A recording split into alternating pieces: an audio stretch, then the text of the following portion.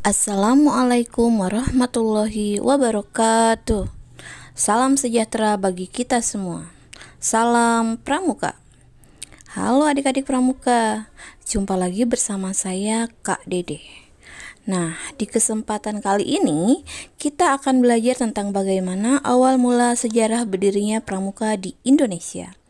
Penasaran kan? Yuk, mari kita simak sampai selesai. Nanti ada tugas dan kalian akan dapat reward juga loh. Yuk, check it out. Pramuka adalah organisasi pendidikan non-formal yang menyelenggarakan pendidikan kepanduan di Indonesia.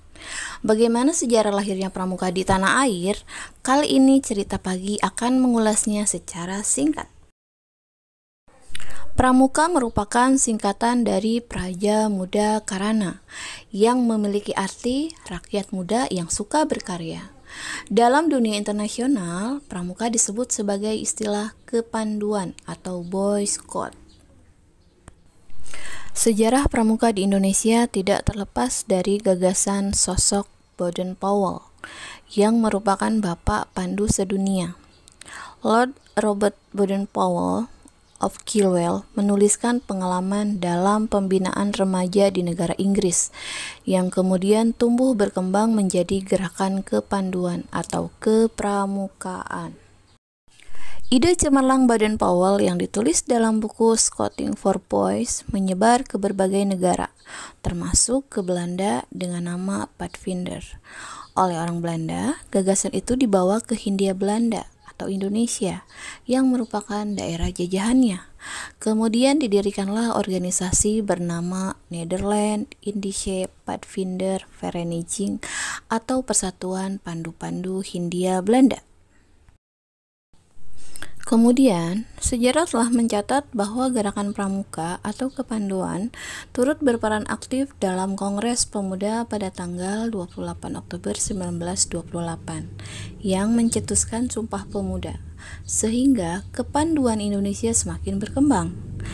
Kiai Haji Agus Salim mencetuskan ide untuk mengganti Pathfinders dengan nama Pandu atau Kepanduan setelah adanya larangan pemerintah Hindia Belanda menggunakan istilah Pathfindery. Sosok Baden-Powell sejak kecil sudah banyak mengagumi karya-karya ilmuwan terkenal pada zamannya, seperti Charles Darwin, George Eliot, dan James Montineau. Baden-Powell adalah seorang yang bertipe pekerja keras. Beliau tidak mudah putus asa dan penolong. Hal tersebut dapat terlihat pada sebuah tulisan Baden-Powell dalam sebuah suratnya kepada ibundanya. Baden-Powell telah berusaha untuk hidup mandiri dengan hanya didukung oleh kekerasan hati serta keteguhan ibundanya yang tercinta. Setelah berkeliling dunia, termasuk mengunjungi Batavia yang sekarang menjadi Jakarta pada tanggal 3 Desember 1934, sepulangnya dari meninjau jambore di Australia, Baden-Powell beserta Lady Baden-Powell menghabiskan masa-masa akhirnya tinggal di Inggris. Kemudian Baden-Powell kembali ke tanah yang amat dicintainya, yaitu Afrika. Dan Baden-Powell menghabiskan masa tuanya di Nyeri atau Kenya. Beliau akhirnya wafat pada tanggal 8 Januari 1941 dan dengan diantar di atas kereta yang ditarik oleh para pandu yang sangat mencintainya ke tempat peristirahatannya yang terakhir. Baik adik-adik, pesan inspiratif dari sosok Baden-Powell yaitu gerakan pramuka harus tetap dipupuk sebagai wadah bagi pembentukan nasionalisme dan patriotisme.